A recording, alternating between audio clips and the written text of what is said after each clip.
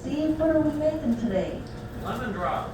Lemon drops. And what exactly is boiling in the kettle? Your water. Water. Sugar. Sugar. Corn syrup. Corn syrup. Yellow coloring. Yellow coloring. Hey, wait a minute, guys. What's missing in these lemon drops? Lemon. The lemon. What a sharp crowd this is. We're going to keep you guys. Steve is holding up that lemon oil and he's measured out just enough for today's batch. And Steve, how big is today's batch? 30 pounds. 30 pounds of middle-sized batch. Not too big, not too small, just right. And he's going to make it back over here and look at that thermometer I remember again. that one. 312. 312, and what's the magic number we're waiting for? 320. 320. Now, I hate to tell you this, guys, but great-grandfather did not have a thermometer. No. But what he did have was a little glass of ice water. You know what's going to happen next, don't you? He'd put his finger in the ice water and wait for his finger to get good and numb. This is worse than you thought, isn't it? He'd watch how the bubbles were cracking on the surface. He'd listen to it.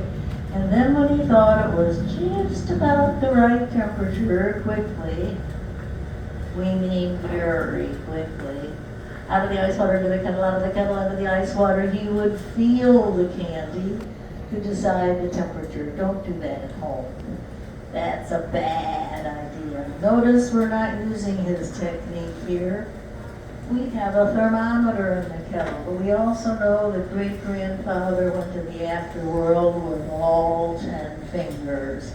So it couldn't have been too terribly dangerous if you, well, couldn't have been too dangerous.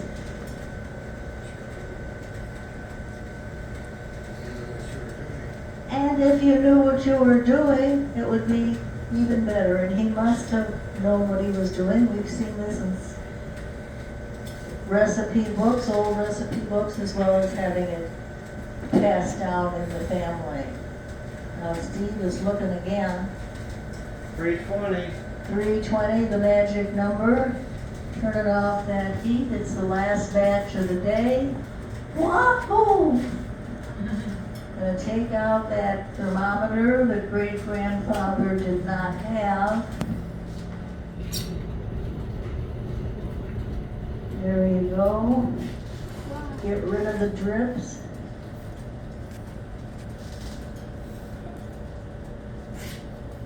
And they're going to pour that out onto the table. This is the exciting part, so hope your little hearts are ready for this.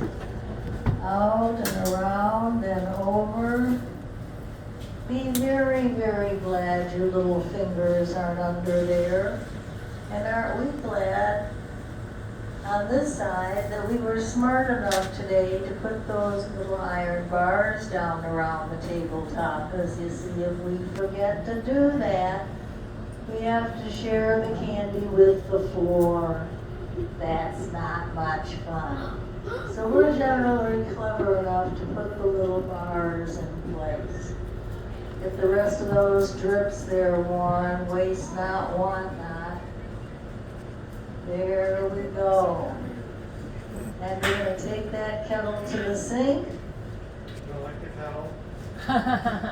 Anybody want to lick the kettle, he asks. They're too smart for that, Steve. They know how hot that kettle is. When if you got your little tongues stuck to the kettle, we'd have to send that kettle home with you. And that would be the end of a perfectly good kettle. We're not going there, guys. No. Well, you're probably surprised that the lemon oil is still sitting out and that we haven't added the lemon oil yet. You're probably surprised at that, but good cooks will tell you, add your volatile flavorings when something is very hot or boiling. Poof, off goes the flavoring with the steam. $50 a bottle, some of our ingredients are. We're not gonna waste them that way. That's the way it is. Now you'll see that part of the table has not been poured out onto. And you're wondering why we wait the lemon oil, why we wait to have the lemon oil added last. You think that we would have all the ingredients together? But again, good cooks will tell you you add the flavoring when something is very hot. Poof, off goes the flavoring. Now Steve's gonna put on those great big leather gloves. The candy's not as hot as it used to be. It's still very, very warm, however. This is our lucky day. Look at that. Moves the iron on our side. The candy stays right where we put it. We say it's a little like an obedient dog. We say stay. And it does. Good dog candy. I wonder if it's ready for the lemon oil. Yes, we're ready. Look at that. This is the pretty part. A little bit like the stained glass in a church window, don't you think? Now there is going to be two things that Steve will be doing. He'll be cooling the candy, obviously, and then in a little while, he's going to add the lemon oil. Honey, what's honey? Over and over it goes.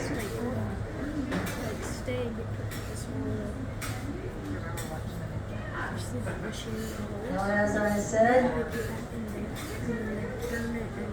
the top of the table is steel, not marble the way you would expect. In the old days, marble was used. It was easy to make it with the marble. It gathered heat. The candy maker liked that, but it lost the heat very coolly. The candy didn't make it like that. So when this kind of table came out in 1891, and you could change the temperature cooler to warmer, this was the cat's meow, sliced bread, whatever you want to call a technological advance. Now he's going to add a little mystery ingredient that we didn't tell you about, that white powder. Anybody want to venture a guess as to what that white powder might be? Sugar. Sugar. Wrong. Citric acid. Either she's a good cook or has good eyesight. There goes the lemon oil. Now all of our fruit flavors get a little bit of citric acid along with the fruit acids. A flavor enhancer. Could be citric acid from citrus, it could be malic acid from apples, could be tartaric acid from grapes. A flavor enhancer gives it a little zoom, not just sicky sweet. And get that lemon oil in there, Steve. We don't want to waste any of that. Well, all right. Let me ask a little question then. How many people can smell the lemon? Few of you can. Warren, do you smell it? I smell it. Steve, how about you? Oh boy, does he smell the lemon. The joys of working with lemon. Watery eyes, runny nose, so there are definite benefits. Steve never has sinus trouble. He always has a clear head. Well, you might smell it on that side, we smell it on this side, but guess what? Anybody outside can smell it too. We play a dirty, rotten, nasty trick on you. Yeah, you figured it out. You see, Steve is working under a great big hood that's attached to a fan. You got it. We can blow just a little bit of the smell, not much, about 15% goes right out onto the sidewalk. Now that's mean. But Steve says it's cheap advertising and we have to use it, and so we do. Well, all right. Let me take a little, or give you a little sample of all the things that the ingredients as well as the equipment. Now the equipment here is antique. If you look down, you'll see our candy stove there. Vulcan Hart's name is embossed on the front. Vulcan Hart is still making stoves in Louisville, another old company like Schimpff's. Cast iron, brick lined, gas fired. The little ring on the top tells you it's a typical candy maker stove. We can add or subtract the rings to accommodate different size copper kettles. Now the kettles that we use here at Schimpff's are all copper. There's a reason for that. Cooks and candy makers love copper. Copper spreads heat really well, no hot spots. Copper is not as heavy as cast iron. You don't break your back quite so badly. But the main reason for using copper, it's prettier than cast iron and it looks nicer cooking on the stove or hanging on the wall. So antique stove, antique kettles, the table is the true antique. The table's 103 years old, 33, excuse me, 133 years old. Same as the store. If you don't believe me, Steve is pointing out that black on the other side says March 31st, 1891. You do the math, that's 133 years. It has a steel top and it's water cooled. So Steve, turn on that cold water for just a bit.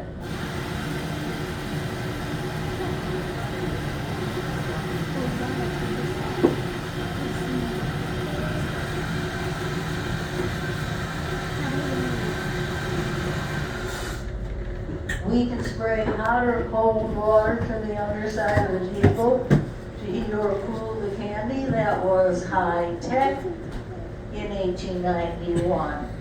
And just in case you saw us on TV on Modern Marvels on the History Channel, they made a little animation of our table so you can see those copper tubes running back and forth on the underside. Well, antique stove, antique kettles, antique table. Uh-oh. There's an antique we almost forgot. That's right over in the corner. No, it's not you, Steve. You're not old enough to be an antique. It's behind you. Yes, the hook. We'd like you all to take a really, really good look at the hook. Because that's where we hang the kids who can't behave. That's where we hang those naughty little children. Steve, you would really hang a kid on that hook now, would you? Yes! They're laughing at us, Steve. We have to tell the truth about the hook. When you want your egg whites to be white, you breathe air into them. We do the same thing with the candy, only we pull the air in. You put the uncolored candy on the hook and pull. Put it on the hook again, pull again. 10 minutes later, your arms fall out, the candy turns white. You have that nice blob of white candy. But we're not pulling candy today, not making any white candy. It's yellow, it's lemon. Yeah, that's what that's for. He's soon going to bring the candy over to what we call the batch warmer. And those of you who are tall enough can look up into the mirror here. This is called a batch warmer. Come on down. He's about to move the candy farther down the way here. Move 'em, move 'em, move 'em, rawhide. Anybody remembers that theme song? You're older than I am. Look at those two people in red shirts. They need company. Join them. Let's get all the kids on the step, okay? There, he's getting on. Do you want to get on farther ahead here? Go ahead, don't make room.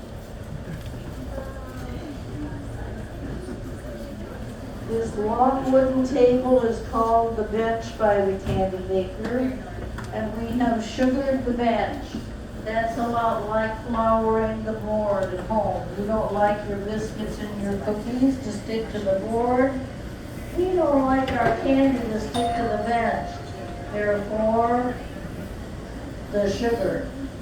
The machine is called a drop roll machine. It's called a drop roll machine because it makes hard candy drops. Whether they're cinnamon drops, licorice drops, lemon drops, whatever. We have a fan blowing on the machine. Why? Those rollers are made out of brass. They're metal.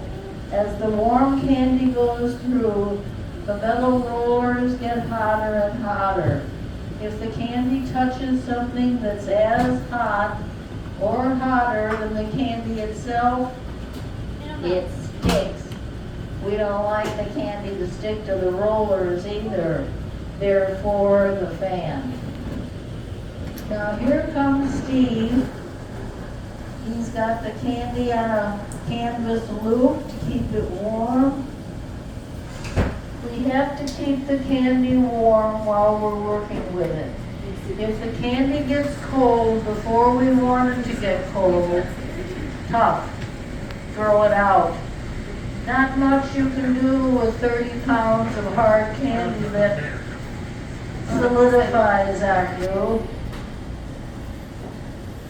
We'll just keep it warm so nobody has to shove all 30 pounds in their mouth at one time. That would not be a pretty picture. No. Now Steve is putting on his lighter weight cotton gloves, pulling the candy out, and he's going to take this little bitty scissors. Remember the hook? Well, if the hook didn't get you, the scissors might. So behave yourselves now. Chop off a little piece there, Steve. Now don't put it through yet. We all have to cross our fingers and hope it comes out. Lemons, cross fingers. Lemons, what do you know? You crossed your fingers just right. And look how the sugar helps us glide and slide the candy easily over the surface. Takes all the work right out of our jobs, doesn't it? Well, we do 4 flavors on the square die that I'm pointing to up here. Cinnamon, anise, clove, and the horehound cough drop. Now you might wonder about a candy store that makes a cough drop. But we've been making this since 1891. We start from scratch with this plant. This is horehound herb. It's a member of the mint family. We make a tea out of this, strain the tea, and make the cough drop. So if anybody has any fluish symptoms, we have the remedy for you, the horehound cough drop, since 1891. Well, all right. 4 flavors on the squares. We're using the lemon dye today, but I'm sure if you very, very observant people have noticed, we have the back wall behind me here, and it tells us that we could be pressing this candy in a variety of different ways. We could do rabbits, pickles to puppy dogs up there. The company that made these, and this is the largest collection of glass drop bowls on public display in the United States. The company that made them was the Thomas Mills Brothers Company of Philadelphia. They were active from the 1860s during the Civil War through the 1940s when they closed their doors. Nobody's making small hand-operated equipment like this any longer because next to nobody's using equipment like this any longer, except crazy people like us.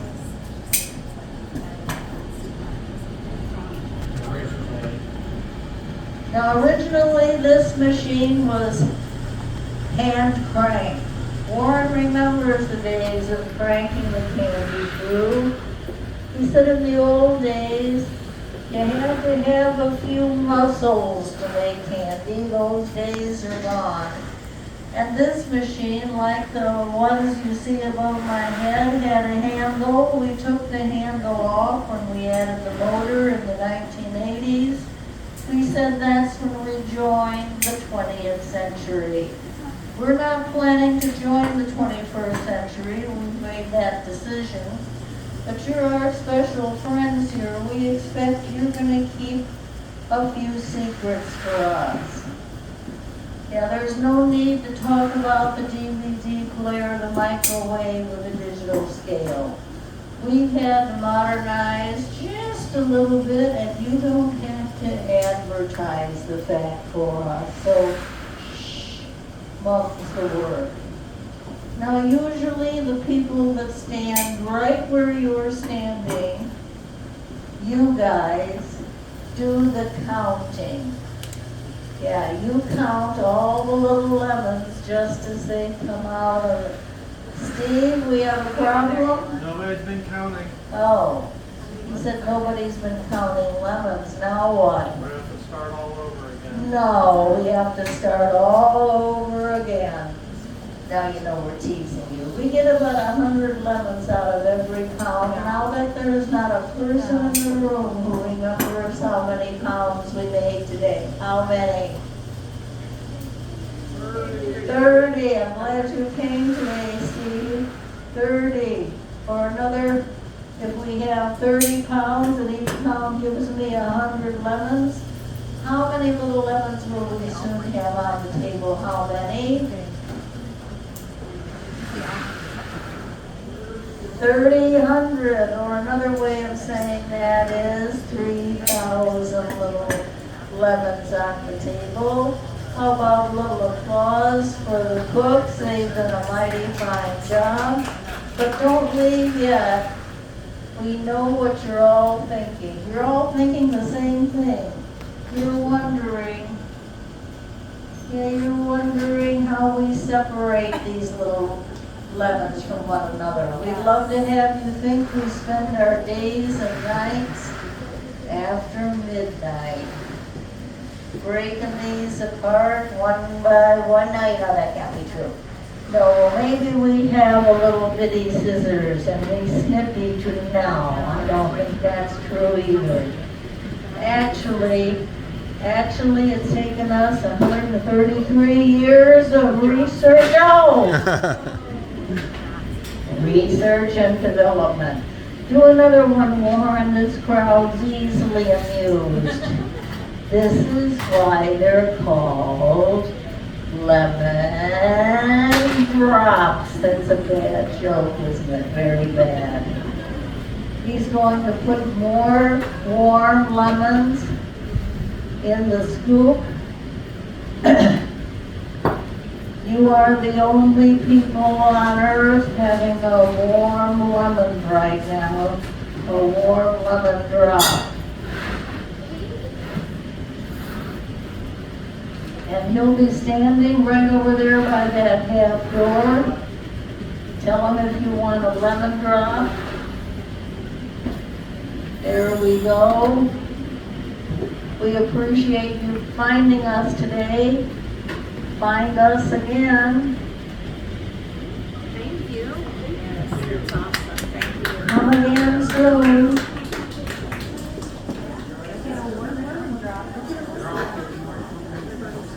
Thank you. Thank you. That was very interesting.